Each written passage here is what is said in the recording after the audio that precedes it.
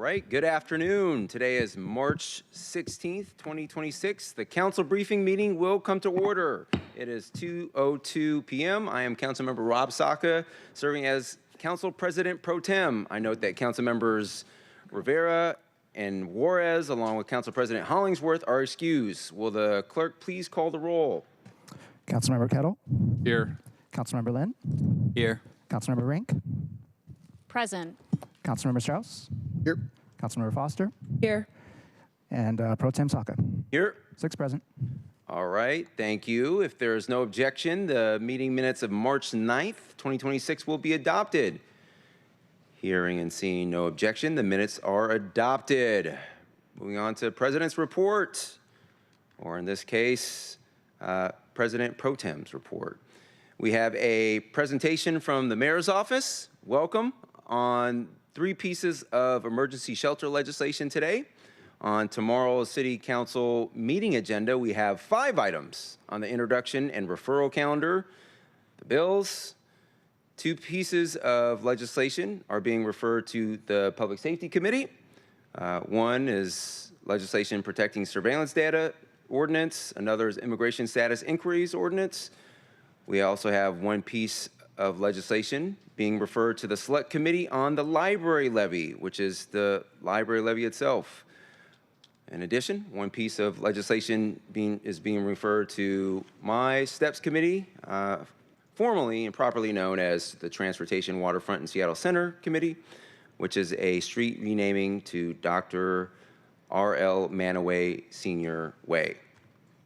On tomorrow's City Council meeting agenda, we have 11 items on the consent calendar. Bills and minutes, 1 appointment to the Burt Gilman Place PDA, 7 appointments to the Seattle Arts Commission, 1 appointment to the Seattle Film Commission, and then on tomorrow's agenda as well, we have 3 items up for a vote.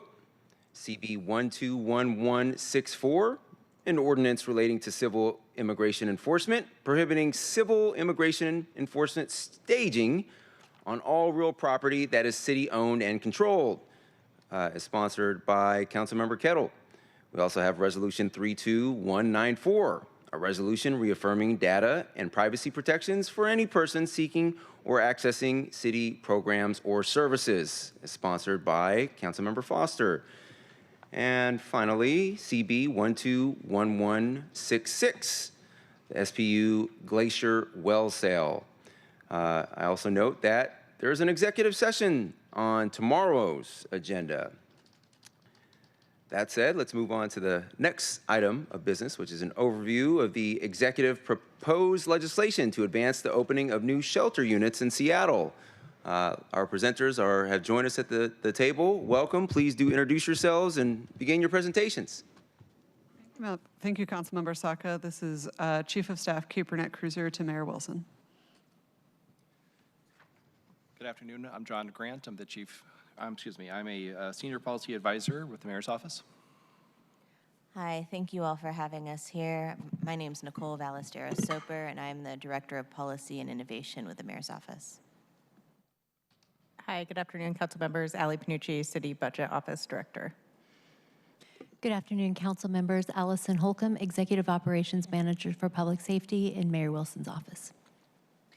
Thank you, council members. I'm going to go ahead and kick us off, and then you'll hear from us down the line. First of all, I want to say thank you so much for hearing from us today. Particular thank you to Council President Hollingsworth for inviting us to do this briefing, and many thanks to all of you and your staff who've been meeting with us diligently over the last month to prepare this legislation to present to you today.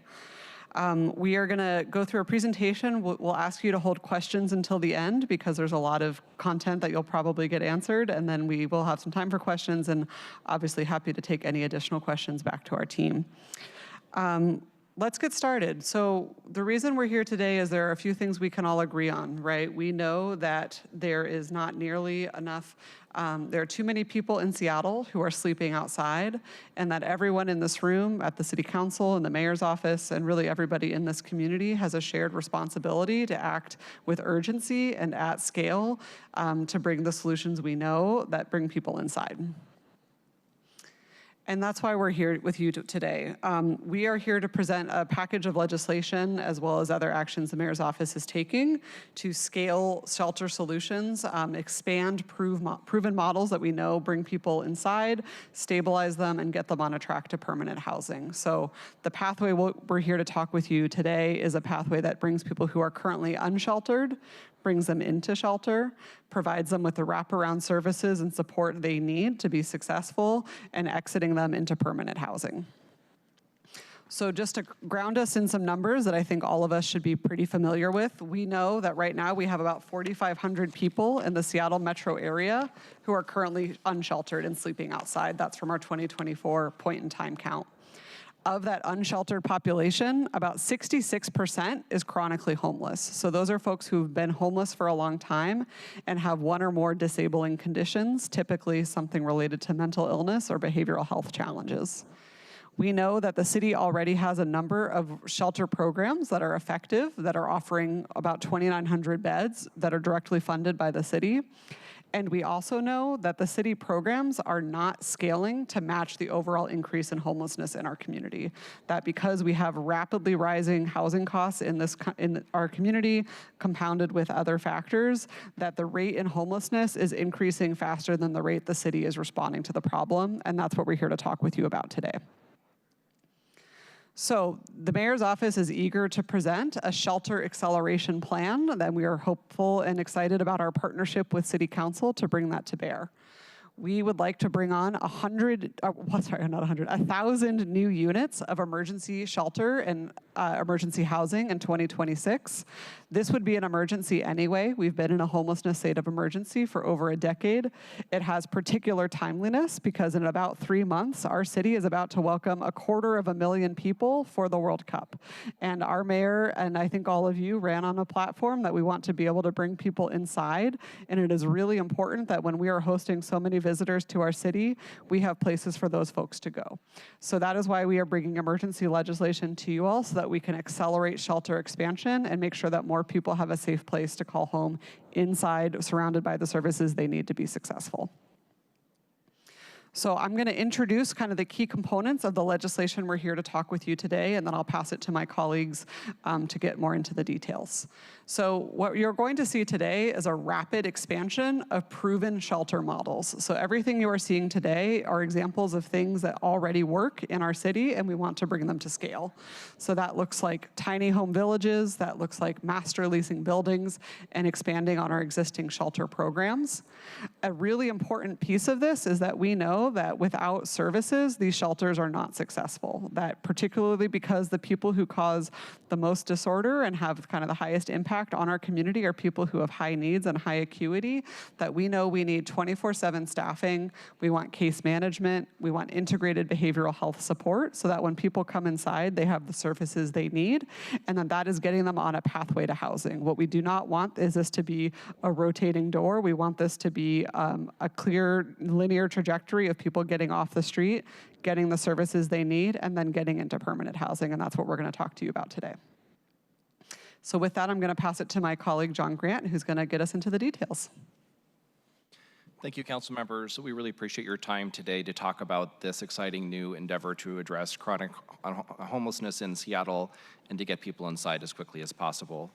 Just a quick overview. You can see we are going to be focusing a lot on what we're calling micro shelters, or AKA tiny house villages. These are the locations of all the current open sites citywide. We have a lot of trusted providers that we partner with at the city: Catholic Community Services of Western Washington, the Locum Housing Institute, Chief Seattle Club, and Purpose Dignity Action, as well as others. We also want to spend some time not just to talk about the policy, but how we arrived at that policy. We're going to be talking about the work of the interdepartmental team that was formed, talk about the program model that this legislation will help support enact, public safety and neighborhood input and how we make sure these programs are successful in the neighborhoods that they operate, site selection, how we go about choosing these locations, the legislation itself, and then community engagement and how to make sure folks are participating in the process. So to get to 1,000, you have to start from somewhere. We're looking to accelerating this process with the first 500 units with a very ambitious goal of trying to open them before the World Cup, which would be the end of May. We know that this is a stretch goal, and our hope is to open as many of these units as soon as possible. Again, as Kate mentioned, we are looking at micro shelter villages or tiny house villages. These are, private units. They have locking doors, electric heat, 24/7 staffing, case management, and behavioral health supports on site. Expansion of existing shelter programs. So these may not be micro shelter villages. This might be, for example, the STAR Center with DESC. HSD surveyed existing providers to see what beds we can add to existing programs, and we'll talk about that some more. And then also master leasing apartment buildings. This would be to work with private owners to establish emergency housing with supportive services. So to recap where the interdepartmental team has kind of led us, as you recall, back on January 15th, the mayor signed Executive Order 2026-02 that formed the IDT and set out a body of work that needed to kick off this effort. The IDT, at the very same day that it was signed, the various departments, which included SDCI, HSD, Office of Housing, FAS, SBU, and about a half dozen others were formed. Basically, any department that touches the process of standing up new shelter, whether it's permitting, services, et cetera. All land-owning city departments surveyed their properties to identify what land could be used for shelter, and using city assets like that to stand up micro-shelter villages. HSD started the assessment work of talking to providers that may, with just a slight additional resources, could expand adding beds to their existing programs. And then the IDT formed a survey team to go out and assess private properties or non-city owned public properties to see if they would be a good fit to expand shelter options. And lastly, the IDT worked with the city attorney's office to identify and draft policy options to accelerate the shelter expansion effort, and this is legislation that was transmitted to you and that we're discussing today.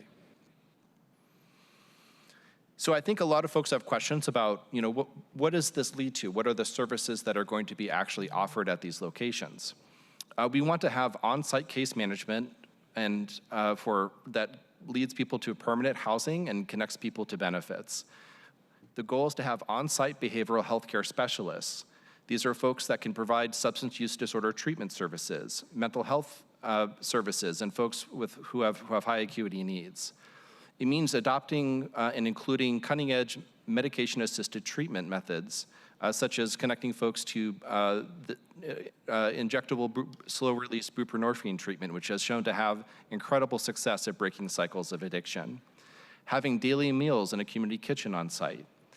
Move-in assistance and financial assistance to help people move into permanent housing so that those financial costs do not cause a barrier for them to access permanent housing and to exit the shelter system. And also, we're going to be tracking our performance measures, such as housing placements, the utilization rate to make sure that units are not going unused, and how many folks are getting enrolled into medically assisted treatment. Together, these services create a safe environment where residents can address immediate needs and move forward to permanent housing. So we do want to also acknowledge the importance of public safety and that this is done in partnership with community. All of these sites would have 24/7 staffing and defined site boundaries, community expectations like a code of conduct that the program participant signs to make sure that there's no improper or illegal activities such as no illegal weapons, and that they will be good neighbors and address safety in shared spaces. We already by city ordinance for micro-shelter villages, a community advisory committee is required. A community advisory committee is exactly what it sounds like. It's a group of interested residents, neighbors to the shelter program who get to meet on a monthly basis and give direct feedback to site staff on how their operations are going, but also potentially on how they can help. Like maybe they want to bring donated food to the shelter to help make sure that the folks who are receiving services there are being assisted. We also want to acknowledge the importance of strong good neighborhood agreements. These good neighbor agreements will be contractually included in the funding contracts that the city would be provided with the providers who operate the site to make sure that the ongoing safety and security, not just of the site, but the surrounding neighborhood is being addressed. Also, working with the Seattle Police Department to look at using a CPTED analysis for addressing, visibility, sightline, lighting, and access points. And then lastly, but not least, fire safety review. The fire department would review all site plans before construction would begin. And then before the site would open, the fire department would do a walkthrough to make sure that all necessary and required fire safety standards are being met. And with that, I'll turn it over to my colleague, Allison. Thank you, John. Really, when we think about safety, we can also think of it as incorporating three facets. There is place, there is planning, and there are partnerships. And all three of these pieces are critical to successful safety strategy.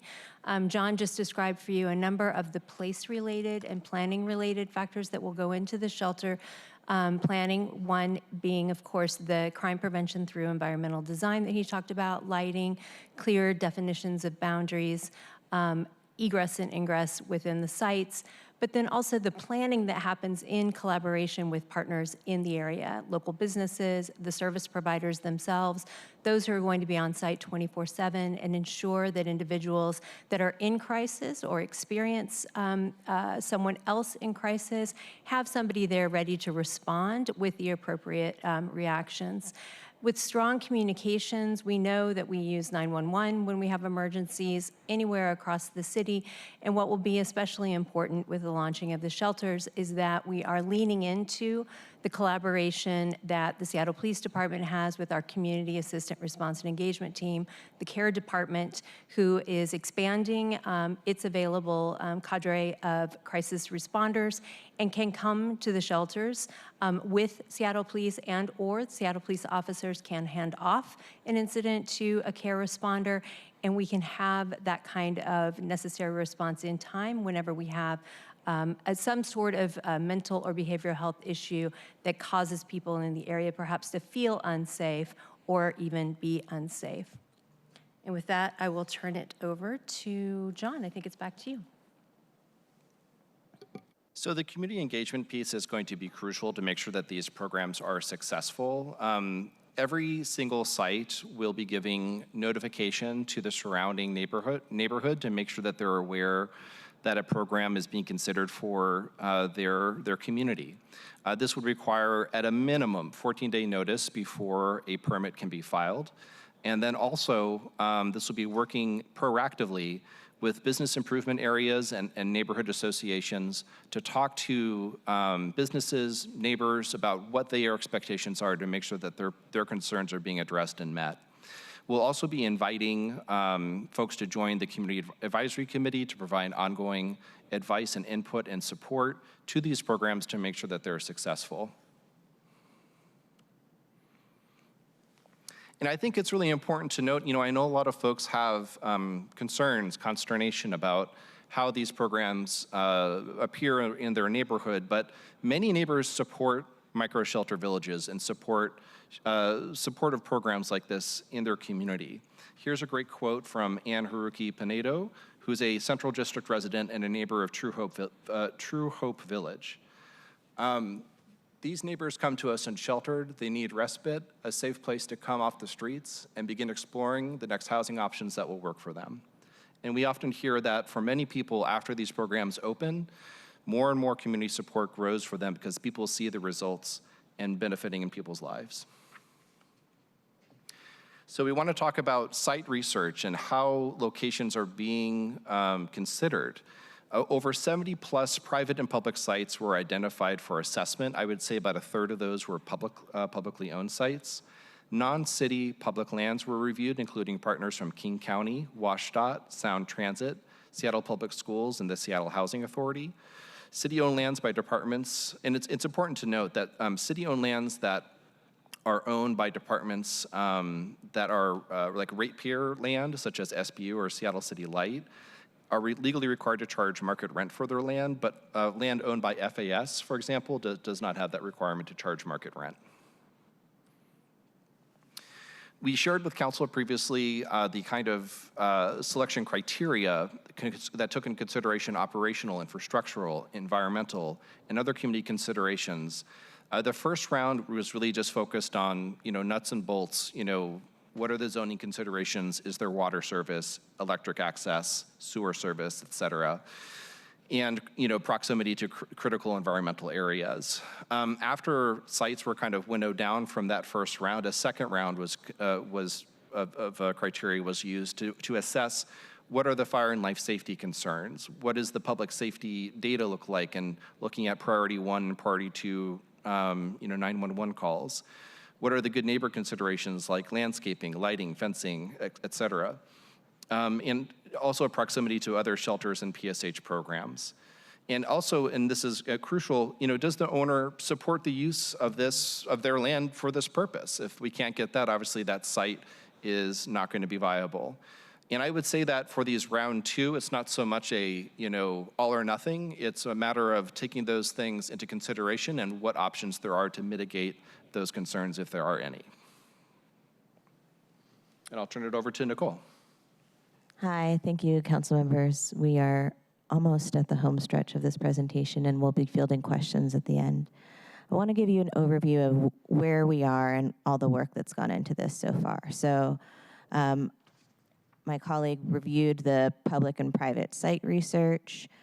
We've been doing stakeholdering and will continue to do stakeholdering with providers, with neighborhoods, with BIAs throughout this entire process. So this should go a bit longer. We also did process mapping and discovery calls. We identified budget, and we developed an initial package of policies. This is just the beginning. These are pieces to help set us up to do the bold goal of 1,000 by the end of the year. In the next few weeks, we are winnowing down and sharing even sites with you if we haven't already, and just in terms of early ideas of where we want to go and how we want to get there. We are anticipating that we will start setting up shelter as soon as next month. So we're operating on a really quick timeline. And the legislation that I'm about to share with you will help us to build a second round. Some of the sites that we are looking at going first in April will not require this legislation. However, the legislation that I'm about to present will help us get this next tranche of sites up after June. So we have 3 pieces of legislation that are really critical. The first enables the FAS director to sign leases early. And it allows us to begin the work to prep sites and turn them over to providers on an accelerated timeline, reducing what would be a 9 to 12 month process into a 3 to 5 month process. And it also removes the price cap per square foot to allow for market pricing, which will increase the pool of usable sites. And I'll go more into this in the next few slides. We also are looking at increasing the census limits on shelter. We're looking at interim legislation that increases the census limit from 100 people per site to 150 people per site, and allow up to one site per district to shelter up to 250 people. I've been hearing a lot of things around, sometimes it's people, sometimes it's unit. This legislation is talking about people specifically. And 100 people might look like 70 units, just to give you a sense of the scale there. And we are also requesting $4.8 million in proposed appropriation for expanding shelter. 3.3 is appropriated from underutilized revolving loan program that was sourced with Community Development Block Grant federal funds. This money is very hard to use and has also a deadline by which we need to use it. And then $1.5 million is proposed from an unused downtown health and human services fund, where sheltering people living downtown has a nexus with its intended use to benefit downtown. And this came from a fund that actually started in the mid-'80s to, if you built a building and if you didn't put childcare in the first floor of that building, you had to pay a fee, and this is left over from that fund in the mid-1980s, so almost as old as some of us here. So I want to talk quickly about this process, why the FAS leasing authority is really important. Right now, this is what the process looks like to set up a tiny house shelter or from first, the mayor's office and council approves the budget, and then if you click next for the transition, the city selects the service provider and issues an RFP, the provider is selected, and then the provider needs to go out and find the land. And they either try to sign a lease or purchase a property, and it takes another several months for that often nonprofit provider to do all of the land work, like graveling, flattening, working with the city to get the various permits it needs, and then setting up water, sewer, and light. So if you go to the next slide, please. The proposed legislation that asks FAS to increase the signing authority from 18,000 square feet to 65,000 square feet brings us this model, which allows the city to get sites from raw land to be developed at the same time that HSD is selecting the service provider. This means when the provider is selected, there's a plot of land that's ready for them to start building tiny houses on. This shifts the process from almost a year to under 6 months, and sometimes as fast as 3 months. So this piece is really critical to setting up shelter in a rapid clip.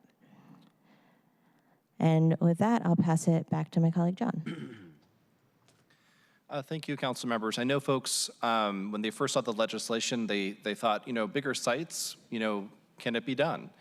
And I think it's really compelling to know that across the country, there are cities throughout the United States that have expanded their micro shelter programs, sometimes called micro modular programs, to serve hundreds of people. Right now, the largest tiny house village, or I would say micro modular shelter in Seattle, is about 85 units that probably serves between 85 to 100 people. And again, the cap per person is 100 people per site. But in Tampa, Florida, the Tampa Hope program has a large micro shelter program that serves 355 people. The Jesus Center Shelter in Chico, California serves 230 people. The West LA Veterans Association serves 200 people in Los Angeles. Going on through this list, there are many examples of large micromodular programs serving well over 250 people, but certainly I would say pretty close to 150 to 200 folks. Now, we've reached out to these providers and we wanted to know how's it going? Is a large program working? So we called the largest provider that was on that list, Tampa Hope Village, which is in Florida. And we spoke to their staff, which is operated by the Catholic Charities Diocese of St. Petersburg. Again, this program, which is using pallet shelters as their micromodulars, is serving 355 people.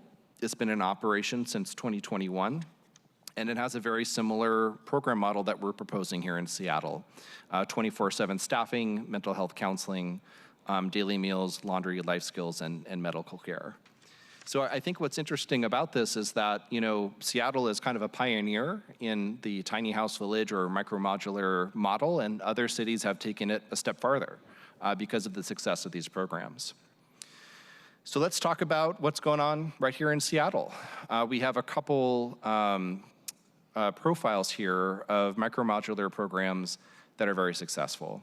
This is Junction Point Shelter. It's operated by the Catholic Community Services of Western Washington.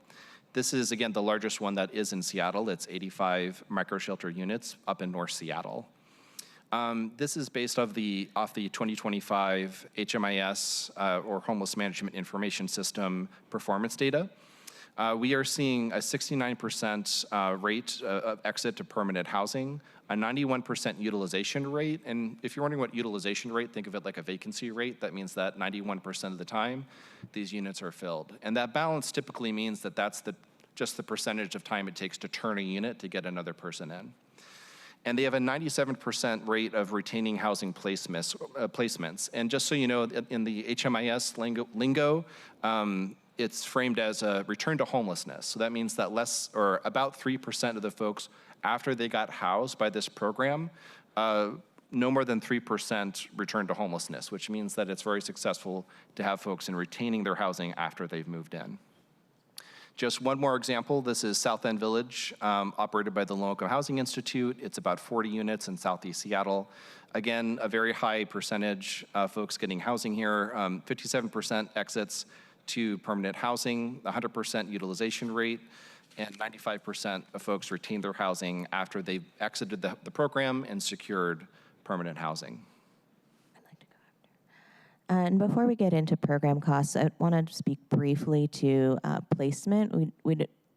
We anticipate a local priority for placement, so similar to Salmon Bay, where there was a third of people who were in the surrounding area had preference to be located in the particular village. It's a similar model that we anticipate for placements for the ones that we hope to stand up. And I'll pass it over to Director Panucci to speak to the budget and program costs. Thank you. So some of the costs have been talked about a little bit.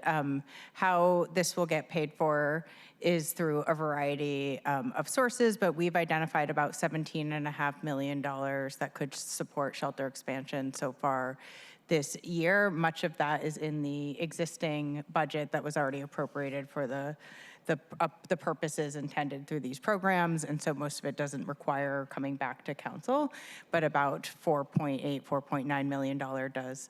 That is the legislation before you. 3.3 requires action on the community development block grant funds, and then $1.5 million from the Downtown Health and Human Services Fund that's already been described. We are estimating the average cost per unit is approximately $28,000.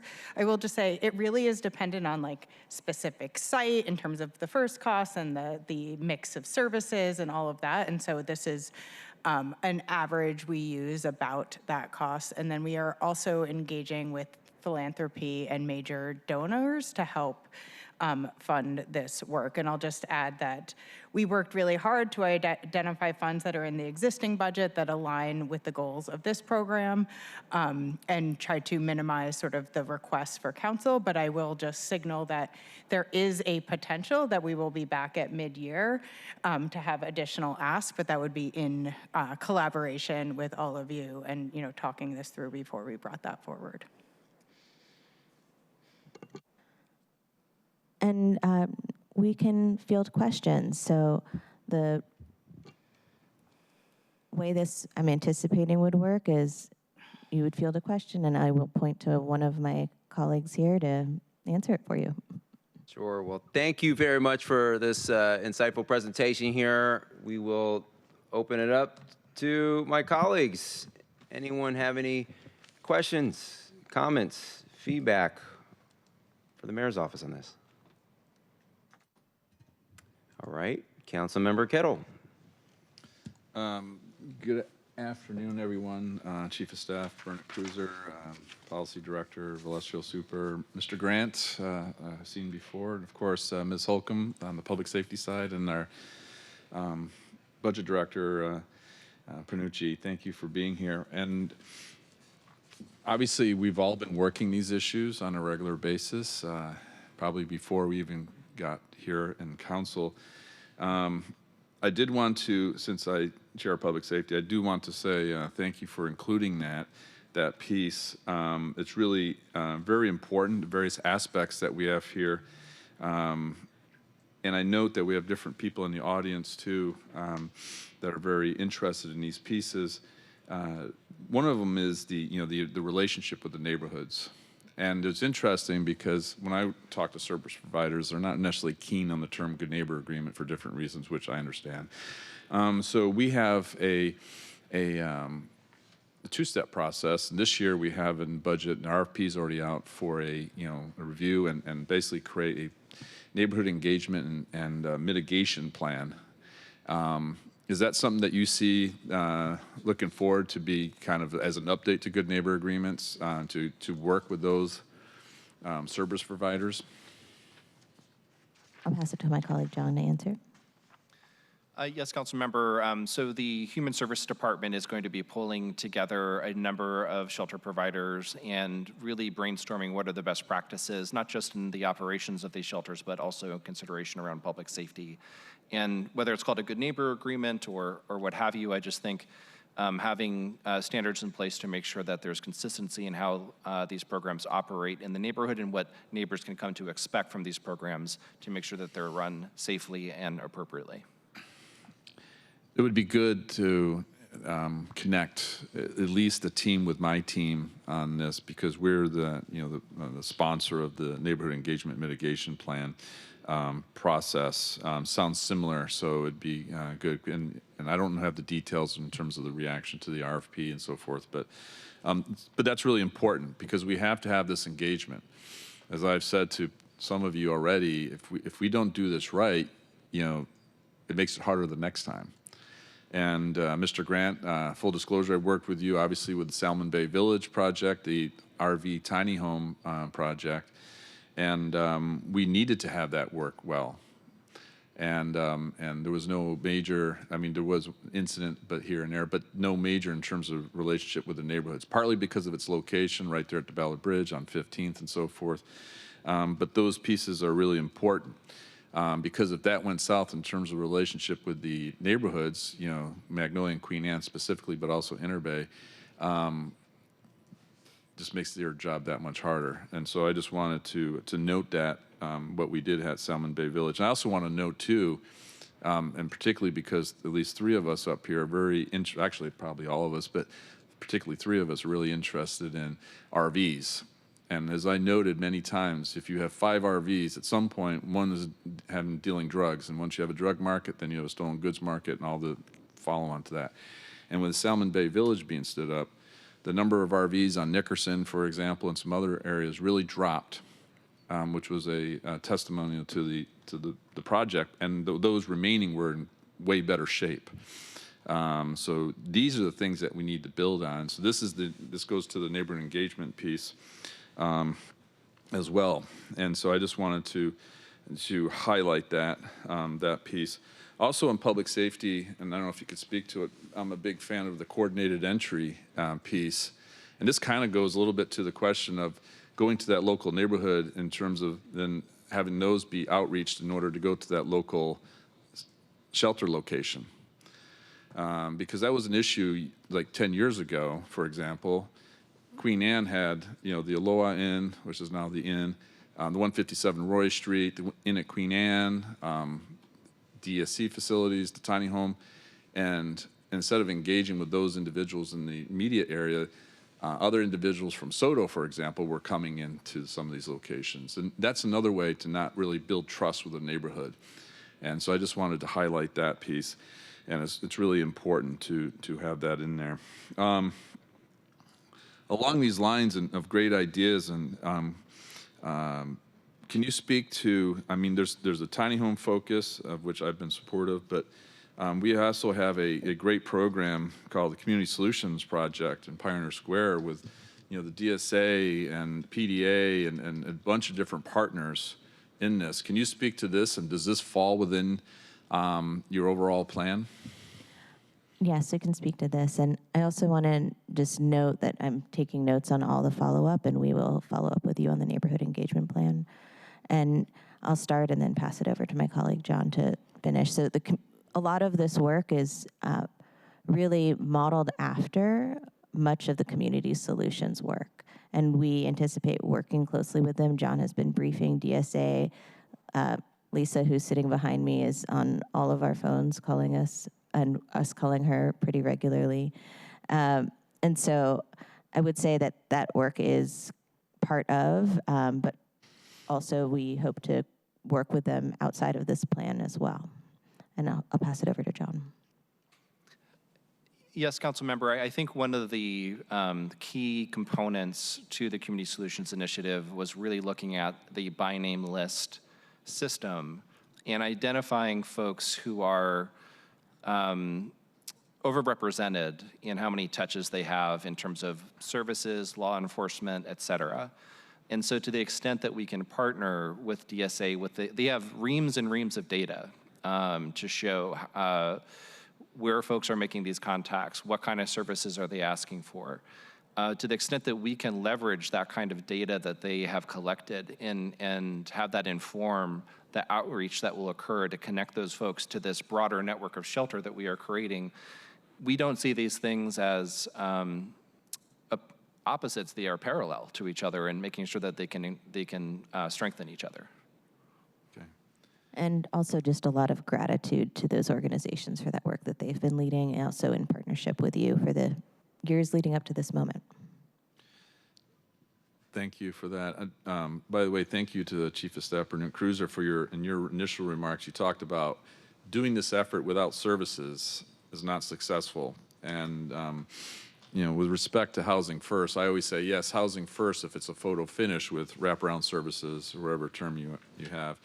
To which highlights, I think it's important for the public to know that a lot of times Housing First then is also a term of art to say when the individuals are ready. And I recognize that point. And then there's the dynamic of what do we do to encourage to be ready, or those actions that really allow them to not be ready, you know, to not take that step. And there's plenty of those that happen throughout the city. So I really think that the services piece is key. And then setting up for success is the encouragement piece, as opposed to making it easier to stay outside, for example. Because there's a lot of service-resistant folks. We just saw this past weekend. I had reports coming to me, like from the West Queen Anne Greenbelt, Kinnear Park area. So these are the things that we have to really do well. And I suspect, too, that we have to have services like the Star Center and the Orca Center, which is our fantastic 2 centers. And I encourage my colleagues to visit. Which ties me into the question, because it was interesting. No mention of KCRHA in the briefing. And so I wanted to ask about KCRHA, which I support after the good governance reforms of the end of 2024, and I thank Dr. Kinnison for her work. What has been the coordination? What has been their response? Can you speak to KCRHA? I'll pass it first to John and then to the Chief of Staff to add anything else that we might need to. Thank you, Councilmember. So we are working closely with the King County Regional Homelessness Authority. They operate and oversee the majority of shelter contracts. And so what I would say to that is that different tasks call for different conventions. And the task in front of us right now is to quickly, rapidly stand up as much shelter as possible. And as a single entity, KCRHA doesn't have the resources or capacity to do that, because what we are embarking on is really deploying as many departmental assets to stand up this shelter. So that means, you know, FAS is working with all the landowning departments to identify what lands are available. It means SDCI figuring out what's the most expedited way that we can execute a permit.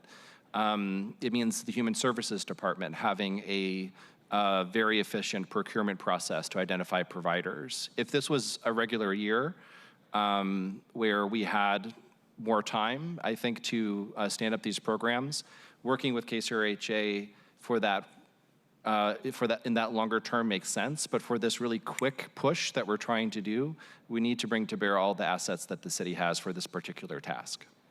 And Chair, one final question, thank you for that, is the parallel to that is King County's role. Is King County doing a similar project? After years of frustration, I'm happy with King County in the sense of the Alder Street location, which was part of a coordinated entry piece and so forth, which got delayed. Again, with the new executive, things are being unlocked. Obviously, there's time to work some of these pieces. But if there's a parallel effort by the county to assist and essentially assist in KCRHA in their effort, that could be considered a win-win. So can you speak to the King County piece with, you know, Executive Saharlai and others in the process? Yeah, certainly. We've been in conversation with the county executive on this effort. They're eager to partner with us, and in particular, identifying county-owned parcels. And when we've got parcels to partner with him on, we're eager to bring them. But of course, when those parcels are located in the city, we want to make sure we're partnering with all of you as well. So more to come on that front. They're eager to be a partner, and we're excited to work with them.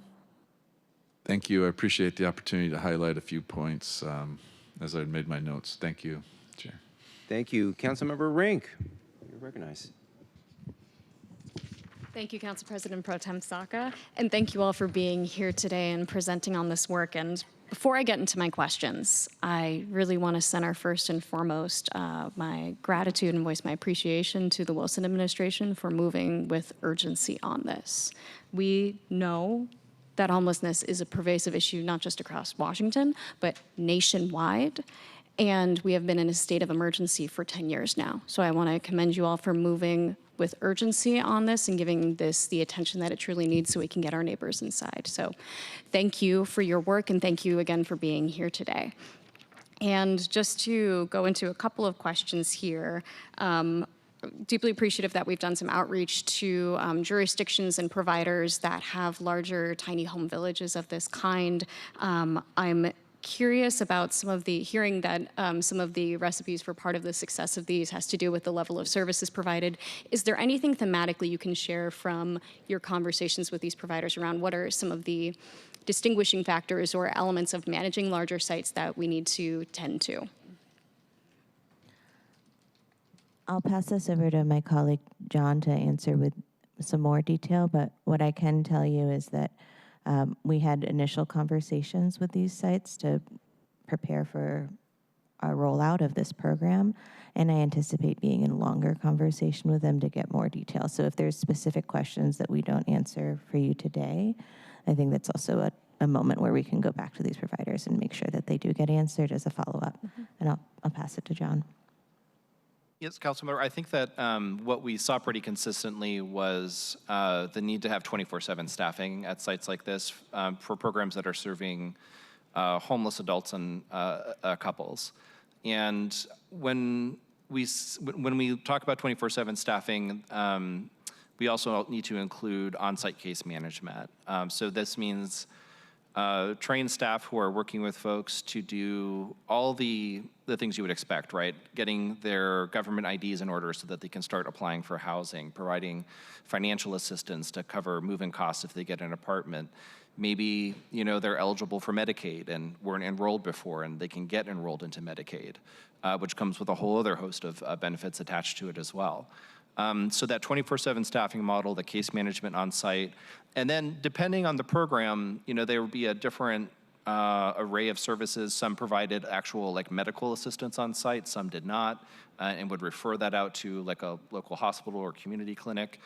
So from there, it kind of can vary a bit. Some have very intensive employment training programs and some do not. But I think the consistent theme that we saw was the on-site case management with that basic scope of services to provide assistance to folks, and then the 24/7 staffing model. And that was probably across the board what we saw, how folks organize these programs. Certainly appreciate that. And knowing that we've focused this conversation, the example you brought up was with Tampa Hope Village. What are the other have you made contact with all of the providers that are listed in the presentation? We have made contact, I'd say, with the majority of them, but not all of them. And we are going to reach out to all of them to talk to them. And we've also invited central staff to participate in those calls so that we can kind of learn about their programs together. But so far, the folks that we've talked to, that seems to be the consistent theme that we've seen. Certainly, that's great. And any information at this time, do we understand if these providers are keeping metrics on throughput and exits to permanent housing? Yeah, I do not have that information in front of me, but I can follow up with them and see what I can find. Yeah, certainly. Again, I know we're moving quickly in a lot of ways. That's certainly something I think we'd all like to see more throughput in our system, and would love to learn from some of these providers how they're managing exits to permanent housing as well. But I also appreciative in your presentation adding our own local data from HMIS around exits to permanent housing. It's really helpful when considering this. And speaking to this, I know you all have been engaging a lot with our provider community. What are you learning about our staffing capacity as a region right now to deliver on 24/7 staffing capacity? What are we hearing right now from our provider community on what it's going to take to get there? Well, right, we are having initial conversations with providers about their capacity, not just in terms of the 24/7 staffing, but also in providing behavioral health supports and also case management. And I think what we hear consistently is that no one provider could take all of this on, not at all. But together, with all their different capacities combined, this initial 500 push for these units that are going to be I would say, a much more service-rich environment, we believe that there is capacity based on what we're hearing from providers. What happens beyond that, I think we have to do more assessment and have more conversation with providers to determine, what those limits are, but that's where we are now. That's great to hear. And thinking about, again, can you just walk us through the immediate contracting process and some of the interplay, again, between HSD and if there's an intent to roll over to KCRHA or what that immediate contracting looks like? So this initial first phase of rapidly expanding these units takes time to stand them up. And so we are going to be doing direct source contracts with the providers that have experience in construction around micro-shelter programs. And then for providers that have experience operating like master leased apartments, we'll probably be direct contracting with them as well, just so that we can get started on standing these programs up. I think as we move forward, having a more traditional like RFP and standing up more of a process in that way is what we aspire to. But as we get this initial push, that is the process that we've kind of arrived at.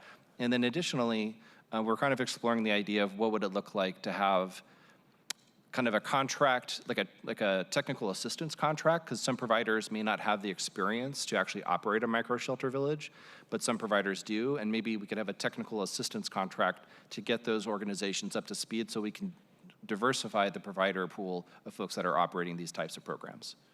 Certainly. My next question does have to do with that element of diversifying our provider pool and thinking about how we are, I'm hearing the points about the, this referral process and trying to have, a certain percentage from local community be tied to that. But thinking about some of the other elements of our population of folks experiencing homelessness and the diversity that is there, and how the administration is thinking about how we regard, again, the complexities of different subpopulations within that community, whether it be a single adult approach versus a family approach, also a variety of sub-communities within that, whether it be our LGBTQIA neighbors, veterans, and what have you. How are you all thinking about those dynamics right now? I can take this and then pass it over to complete.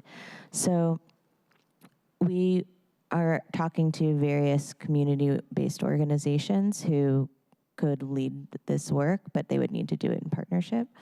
And we are also interviewing different providers around what is working and what's not, as in terms of like culturally relevant and culturally responsive communities. And with one of the sites that we're looking at, we are explicitly hoping to make at least one of them appropriate for a specific subpopulation that's in high need right now. And we are interviewing different potential providers who are specific to that subpopulation to help us make sure that we're gathering the right information to set it up correctly.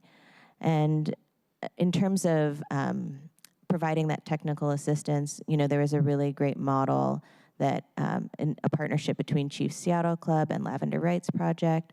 And so we've been interviewing them about how has that been working? What would you like to see duplicated? What would you like to see be different? And that is work that we will continue to do throughout this process. And I'll pass it over to my colleague John to add anything else. That covered it. Yeah. I think one thing I just want to add as we go through this process to kind of help us all think about how our administration is thinking about this, and that we know we're juggling a lot of different kinds of populations and kinds of needs, and we know that there are acute impacts of homelessness in neighborhoods across the city. And we also know that there are very intense acute impacts on homelessness downtown that have a lot of ripple effects for all of us in the city, from our downtown business district, the public safety impacts. And so I think when we go through this process, as we're thinking about siting, as we're thinking about providers, we're going to be keeping that balance very much ahead of, front of mind. Again, like we know, asking folks to site a village in their neighborhood, a lot of those folks want to know that the their neighbors who are currently unsheltered are going to have access to that.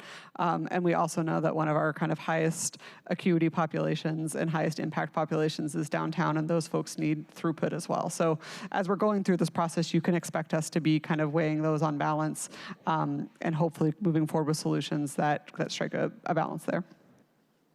Thank you for that response. And my last question is kind of taking us out away for a second, because along with the 3 pieces of legislation, the mayor's office also announced that you all are putting together a citywide volunteer effort.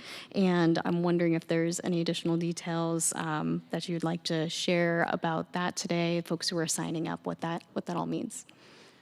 I could take this one. The last we heard, I heard this was towards the end of last week. We had almost 200 people sign up to volunteer. And our hope was that we would both connect them directly with the providers who are actually the developers. So when it comes time to paint the houses or set up like little flower beds or whatever it might look like to make the community feel like a home, that volunteers can be at the ready. But there's also a number of different activities the volunteers can do. Anything from, providing food or helping build and set up, or just spreading the word about this particular work. So the more to come on that, but it'll be in direct relationship with the developers and providers. But we, at the moment, have a list of, as of a few days ago, probably over 200 people. Well, that's exciting news to hear that our neighbors are ready to help out. Thank you all for answering my questions, and thank you, Council President Pro Tem. Thank you. Councilmember Lynn. Thank you. Very excited to chime in on Councilmember Rink's statement about the urgency that y'all are bringing to the table. We're March 16th. I know, the mayor's office has not been in office long, but appreciate you bringing this so quickly to us. A few questions, more on kind of like timing and sharing of information. And I heard you say, and just kind of going back, it might be helpful to look at the Path to 500 slide, if you don't mind. June 1st, goal 500. So presumably, like you said, you already have a number of sites that you're looking at. Just kind of wondering about the timing of sharing those with council or the public, and how that lines up with sort of our legislative timeline. And just because I know people are anxious, or at least I am, I would love to find out what you're thinking, both in terms of sites, and I know that, you looked at things like leasing, so. Yeah, so what I can speak to around the sites is that we are this week and early next week previewing sites with districts, and if there is a site in your district, either have already had a early conversation that we are looking at your district, or that previewing one with you very soon. And we anticipate rolling out a few, probably up to 5 sites. Right now we have less that we'd like to roll out first, and this will be in the next week and a half. We're really narrowing and winnowing down, and want to be in an active relationship with the council about what we're looking at. And so, does that completely answer it? It's very soon is the long and the short of it. And then as it relates to this legislation, the sites that we're looking at rolling first are not contingent upon this legislation. The legislation would enable us to do that second tranche of expanding sites, which would likely start in midsummer. And that would be expanding existing sites that can have extra capacity, or doing this more expedited timeline.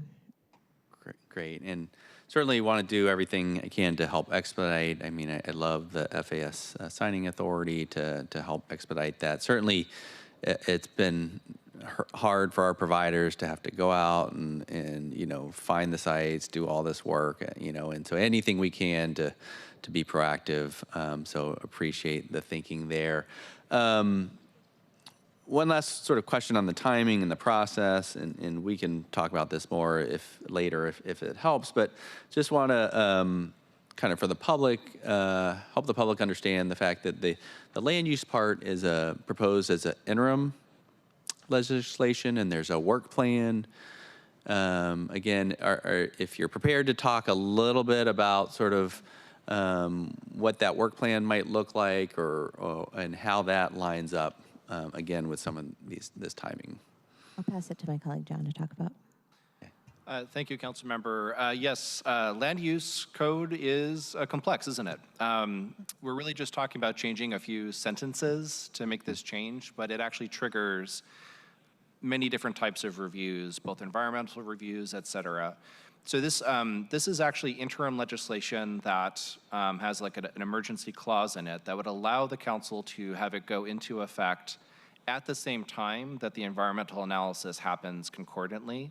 Mm-hmm. And the reason is that if we are going to, I think, realistically achieve our goal of 500 units on the time frame that we want to do, this is not legislation that can go into effect next year. Right.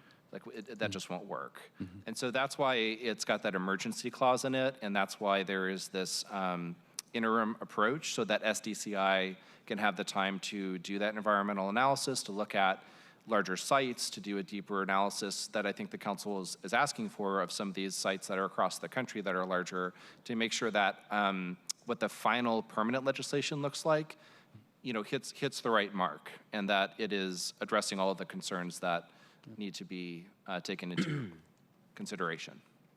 Wonderful. Well, thank you so much, and certainly, again, want to do everything I can to support both the immediate push. I think neighbors are calling for it, and we all know the need is there, and also wanted to make sure that we have a good work plan in place to make sure that that we're learning as we go, and that we can get the right long-term approach. So really appreciate it. Thank you. Thank you, Councilmember. All right. Thank you, Councilmember Foster. Thank you so much. And thank you to the entire team here today from the mayor's office, and everyone who's not here, who I'm sure has been working incredibly hard in the last few months to bring us here. I wanted to ask a couple quick questions. So you mentioned the Tampa site as an example, and I just wanted to confirm, is that site also serving a high acuity population? Yes, they are single adult folks who are homeless that need treatment services. Okay, fantastic. Thank you for that. And then I just wanted to confirm what we heard today around the timeline and the sort of stacked or staggered approach that you're taking to get to 1,000 units. So the first 500, that's what you anticipate being able to do with the review of either existing sites and providers who maybe have additional capacity under the existing 100-person census limit. Is that correct?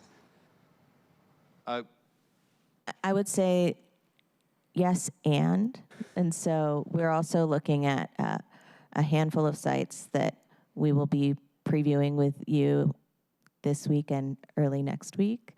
And with those, we anticipate getting to the 500, because we can, if we can organize all of the city departments to do any earthwork or permitting in really fast order, we can still set up a tiny house village within a few month timeline, as long as we are doing some of that proactive organizing to get some of the permitting in order. So it's a both and, yeah.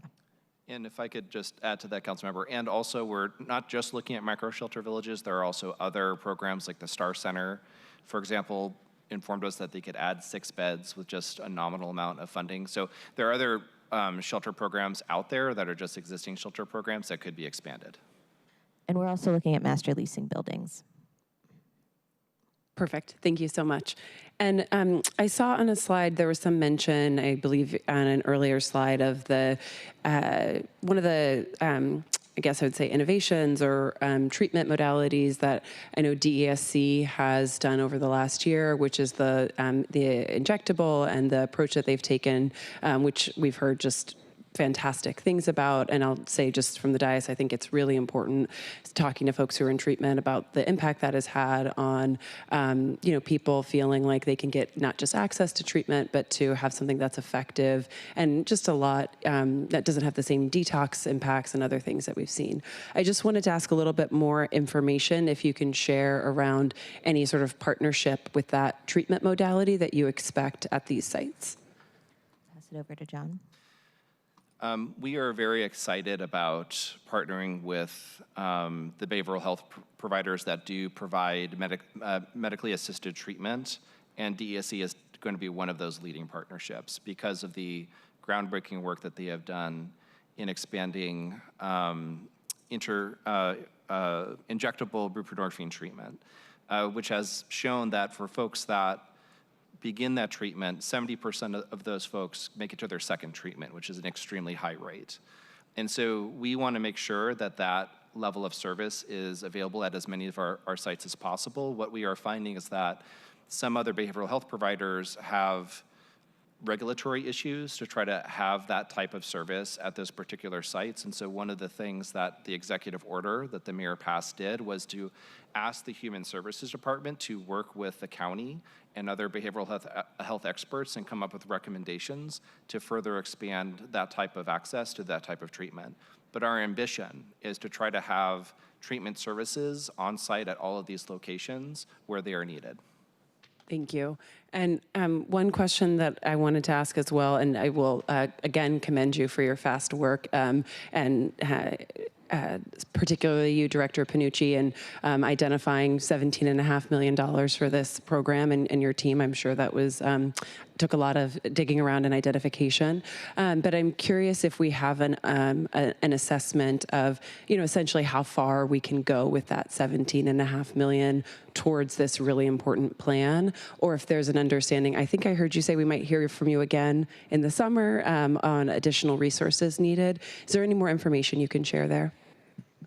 I can start, and then I can pass it to my colleagues if they want to add more. I think that this, if no other funding was identified, this would be adequate to fund about the first 500 units. So somewhat this is kind of proof of concept. Can we do this quickly? Can we stand this up? We are not expecting to expend the full amount we've identified on the first 500 philanthropy, volunteers, that sort of thing. And it really depends on when they come online, because a big portion of the costs are services. And so some of it is kind of iterative. And so I would say, like, this is adequate to, if no other dollars came in the door and we started them all on June 1, we have enough funding to support at least 500 for the first half of the year. And John, I don't know if you want to add to that. Yeah, so because construction takes time, we started with the expansion of the micro-shelter programs first. I think the majority of the units that come along will be in that model.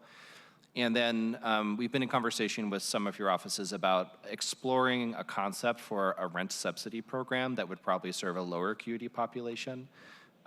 We have not rolled that out. That is not a part of this initial budget, but it is something that we are looking at for the latter half of this year to help address the throughput issues that we're seeing in shelter, because there are many people who could be living independently successfully if just they had a rental subsidy to afford Seattle's very high market rents. And so that what we're calling a shelter to housing rental subsidy model is something that we hope to roll out in partnership with all of you in the coming months.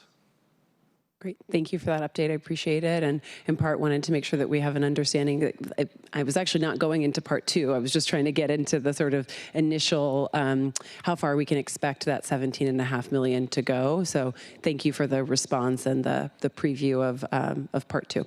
Thank you. All right, thank you. Looks like Councilmember Strauss, go ahead. Thank you. I love working with Councilmember Foster. She tees up the questions that I'm about to get into. It's fun working with you, my friend. Good afternoon. Great to see you all. Jumping into this 17.5 million, it's my understanding that this 4.4 is within there. Is that correct? Yes. The 4.4 needed for council approval. That is correct. And so Councilmember Foster just asked a very prudent question of, do you need this entire $17.5 million now to get the 500 units stood up before June 1st. You gave a very good answer. And so if you want to expand on it now, happy to do so. I just want to, most of my colleagues here today are not on the Finance Committee. And so just teeing this up, this will be something that we really dig into in the Finance Committee. But if you want to expand there, because part of the last conversation that we had here at the dais was timing of supplemental budgets. Yeah. For all of us up here, we have to wait until the next supplemental budget to pass budget items unless we want to start doing the one-offs, but I don't think any of us do. And so just, can you talk us through why is, just that first tranche of funds that you have access to today, do you need that additional 4.4 today? And what's the background there? Yeah, thanks for the question. And, I care deeply about the timing of supplementals and how many times we amend the budget every year. So I appreciate the opportunity to respond on why bring this forward at this point. I think there are a couple of reasons. One is, how you appropriate money and what restrictions are placed on it, sometimes by the council, sometimes by the source of funds, limits what we can use it for. So not every dollar within that 17 million can be used for any purpose. Some of it can only be used for services. Some of it can only use for capital. So I would say part of the reason is why we need this now is we need flexibility. So we can move rapidly, we have the right dollar in front of us. The other piece is at least a portion of this money, specifically the money that's Community Development Block Grant money, which is about $3.3 million. We have a time limit on that money for the city. So we have there's some money that isn't subject to the appropriation that can't be spent until the $3.3 million in this legislation is spent from OH's funds, that's Community Development Block Grant. So there is a time sensitivity in order for the city to be able to invest these dollars without having to give it back. We need to move rapidly. So that is the other part of that. I think it has to be spent by this summer. What did I say? I think rapidly. Rapidly, yes. By specifically July 26th is the date I have, which feels rapid. It is. Yeah. Very rapid. Yeah.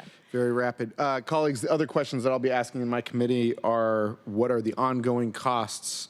What is the impact on the structural deficit?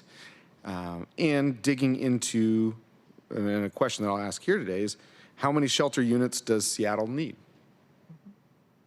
And I ask that question because the use of existing shelters with higher efficiency into permanent housing allows us to use that shelter more than once. But I'd also just like to know how I have my analysis of how many shelter units Seattle needs, which is more than it is today. But I'd just like to know from your perspective, how many shelter units does the city need?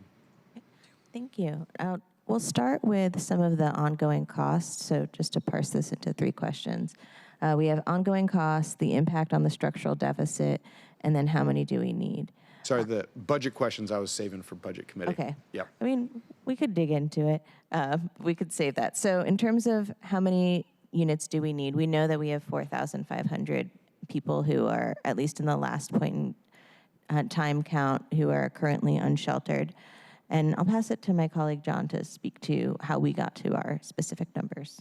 Yeah, well, Councilmember, the point in time count looks at the total folks who are homeless, and one of the figures that we see is that it's inclusive of, the 4,500 is inclusive of families as well.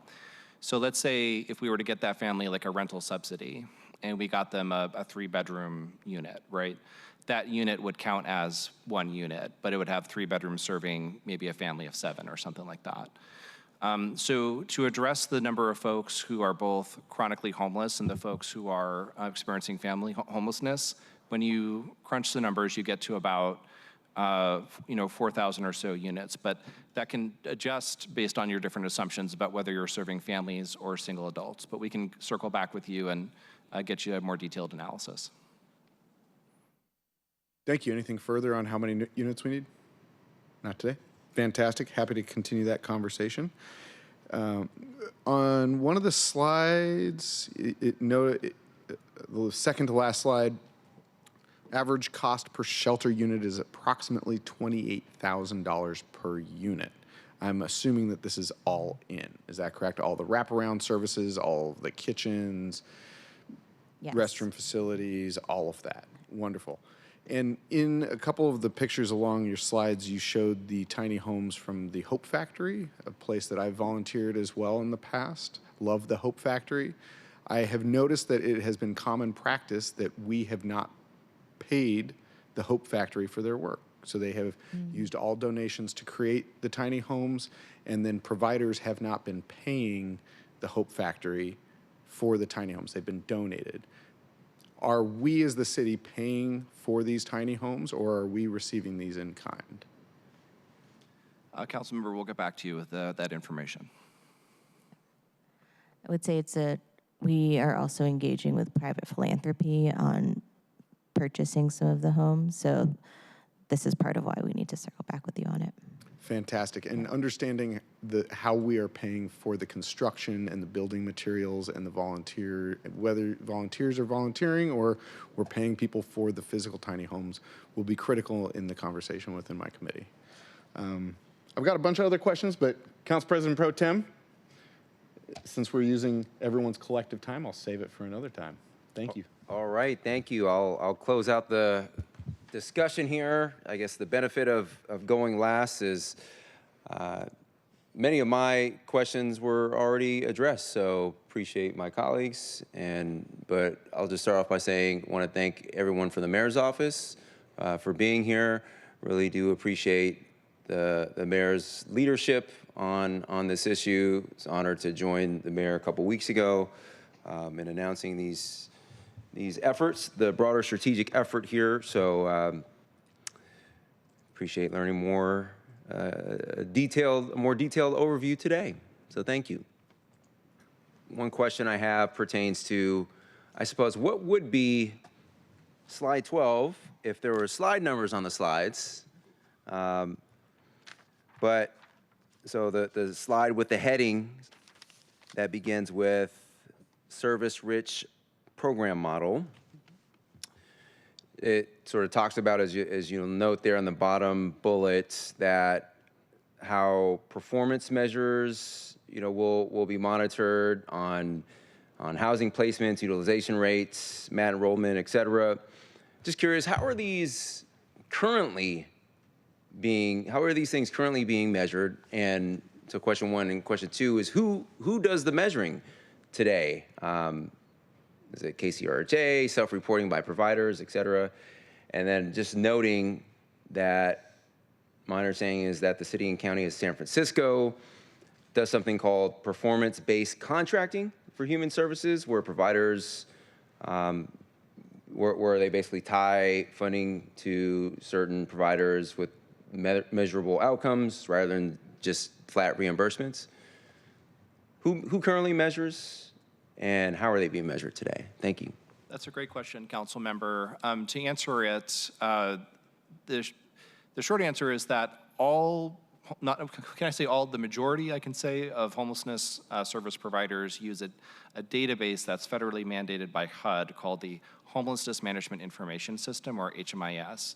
That is currently administered by the King County Regional Homelessness Authority. So all of these shelter program providers would be participating in the HMIS data system, which means that as somebody is being referred into the program, they're going to be enrolled into HMIS. Then every one of these contracts that the city will hold will have what I would say mirrored performance measures to what KCRHA tracks. So that would be the exit rate to permanent housing, like we saw on the previous slide with the service providers for current micro shelters. It's going to include the length of stay that they're in the program. It's going to include the rate of return to homelessness. It's going to include the utilization rate, which is how many shelter beds are sitting empty at any given time. So those are the standard performance metrics that are pretty common in most contracts that follow and use those HMIS requirements. And then I would say on top of those requirements, we're adding another level of data, which is tracking the enrollments of folks into medically assisted treatment and other behavioral health services, which is not something that is historically tracked in HMIS. But we will make that a requirement for providers that are participating in this program. Got it. Well, thank you very much. Again, really appreciate this presentation. No other questions or comments from my colleagues. So again, really appreciate you sharing your insights here today. Thank you. Thank you, Councilmember. All right.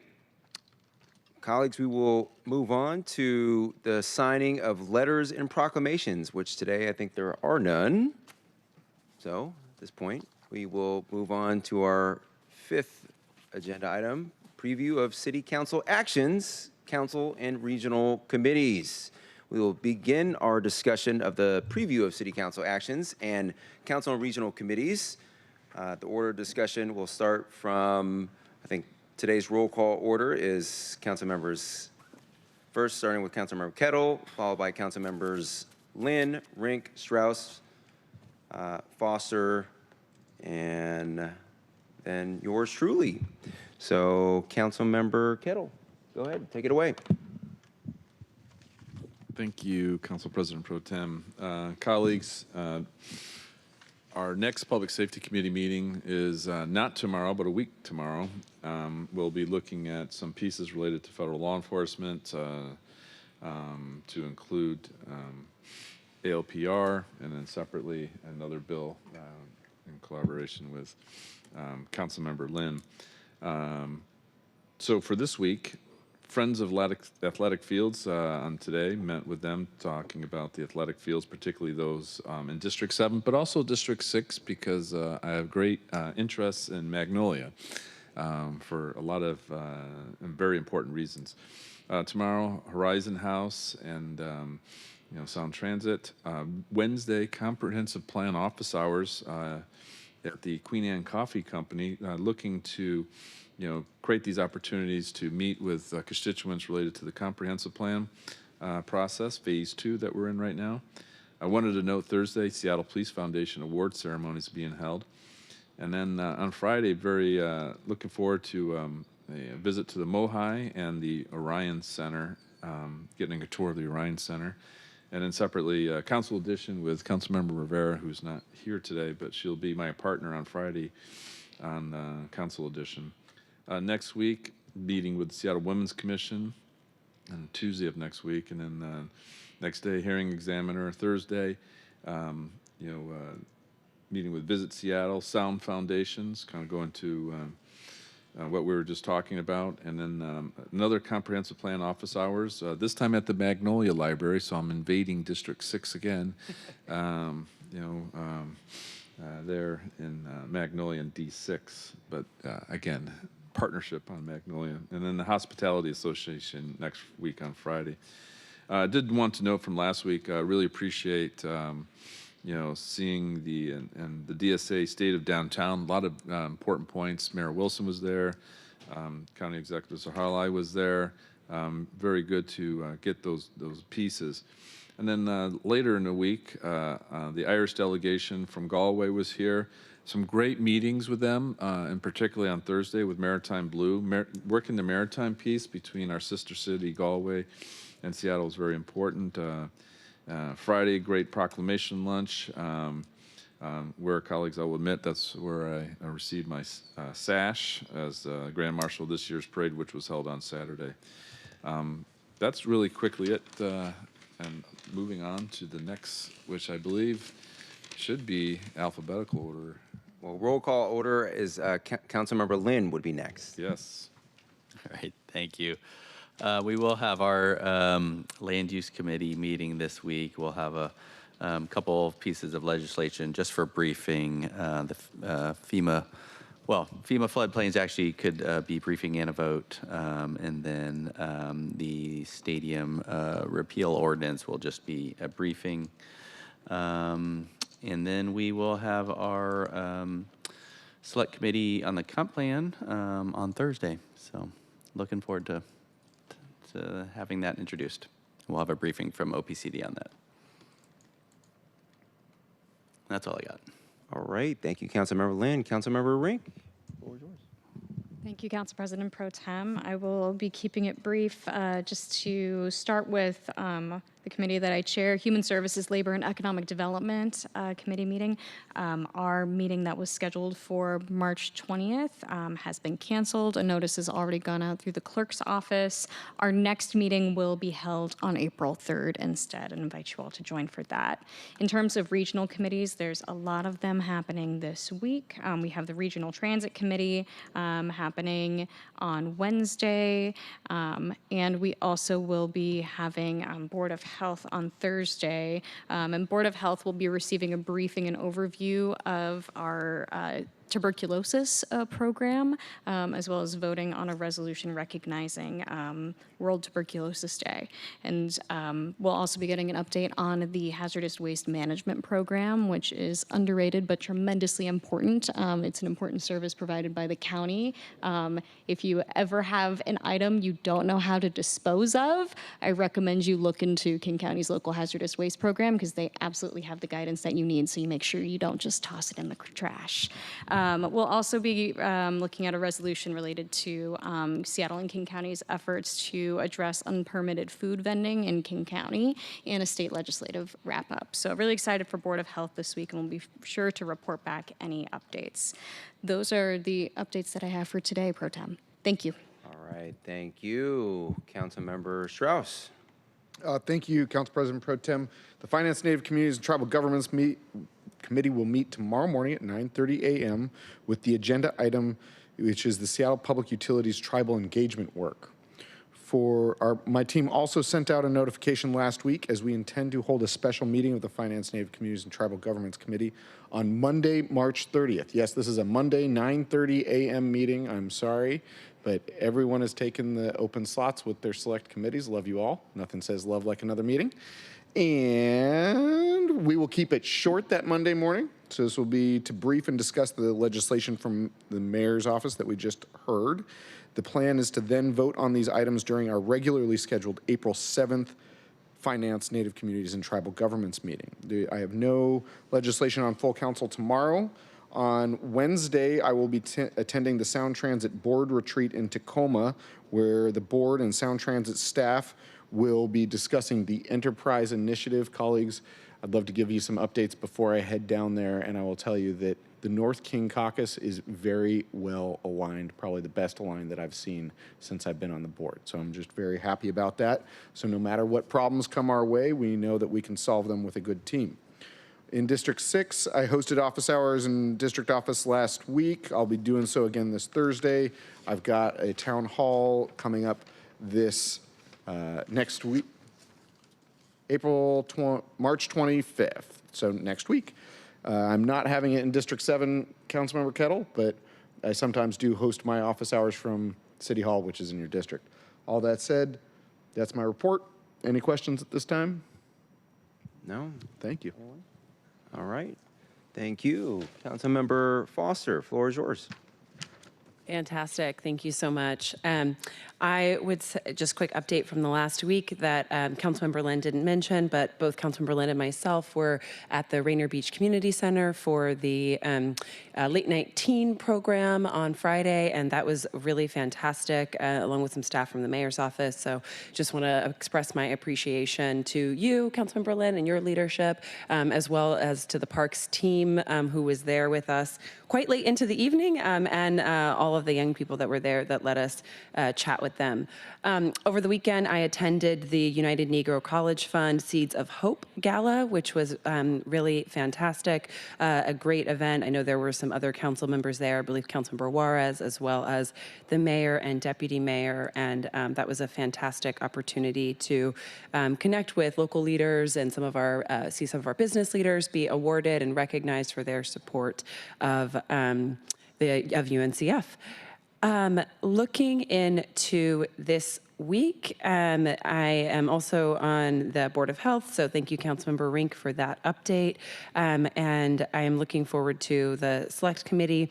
Key meetings for my office, we will be meeting with staff from Senator Murray's office to ensure that we are establishing strong collaboration with our federal delegation, as well as meeting with the Seattle Equitable Development Coalition to hear from their needs around development, comprehensive plan, and more. And later on in the week, I will be doing a neighborhood tour with Lake City Collective. Really looking forward to that and trying to make sure as a citywide council member that I am bopping around the city as appropriate. So looking forward to having that. And lastly, I have a meeting with Common Area Maintenance. Folks know this is the team that's operating down in Belltown and purchased the El Rey last year. And just a big shout out to them. Last week, I had the opportunity to join, I don't know if folks know this, but we have a Seattle civic poet. And I had the opportunity to join our civic poet in conversation over at Common Area Maintenance. And we talked about everything from libraries to safety to connection with the arts. And it was just a really fantastic event and integration. So thanks to those folks for their leadership and working to not just do arts, but also housing and investments into downtown. That's what I got. All right, thank you. I will close us out here. And colleagues, I too will be brief. On the Steps Committee front, this next Thursday at 9:30 a.m. will be our next meeting of the Steps Committee. Looking forward to an exciting agenda. We have two main items, briefing and discussion items. First and foremost, a levy program update and presentation from SDOT on the Neighborhood Initiated Safety Partnership Program, also on the People's Streets and Public Spaces, and finally, Low Pollution Neighborhoods Program. 3 distinct levy program updates from our partners at SDOT. Looking forward to that, and bless you, Councilmember Kettle. The next item will be a community roundtable discussion on sound transit expansion and the impacts on small businesses.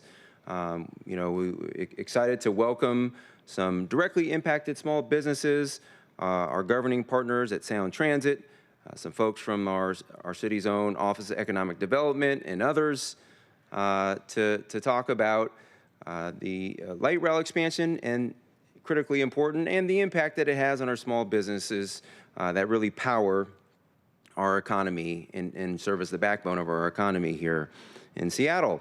Also inviting partners from the Rainier Valley Community Development Fund to participate in this community roundtable conversation.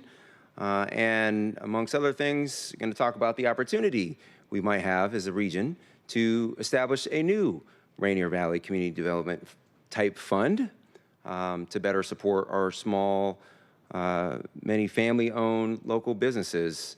Whereas the Rainier Valley Fund was established almost 25 years ago, 30 years ago almost, in the Rainier Valley. The businesses at issue today are in West Seattle, SoDo, all through the north and in Ballard.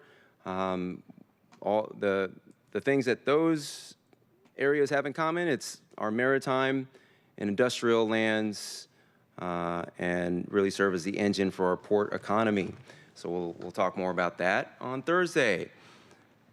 In the community, I'll just mention 2 quick things. One, is excited to join a public safety conversation organized and hosted by the Seattle Police Department and SPD Chief Barnes last week in my district. It was at the Southwest Teen Life Center near Chief Sealth International High School in West Seattle. Was joined by Southwest Precinct Commander Captain Bayer and others who presented on some important information and learned more directly from community about the kind of public safety they want to see in the district. So excited to attend that. Last week I had held office hours per my usual practice. And so it's great to meet directly with some constituents. Also went on a small business walking tour where I met with some folks from the Elki community, brought in leaders from Seattle City Light, SPD, and the city's Office of Economic Development, together with, again, some small business owners in what's called Restaurant Row in Elki. pristine area, that they're experiencing some public safety challenges, including repeated break-ins over the last several months. So good to have that conversation alongside community and our responsible, co-responsible city partners to find solutions that work. Colleagues, that is all I have. Welcome any questions, comments, feedback for the good of the order, if there are any. Is there any further business to come before we adjourn? Hearing and seeing none. No further business. We are adjourned. It is 3:36 p.m. Thank you.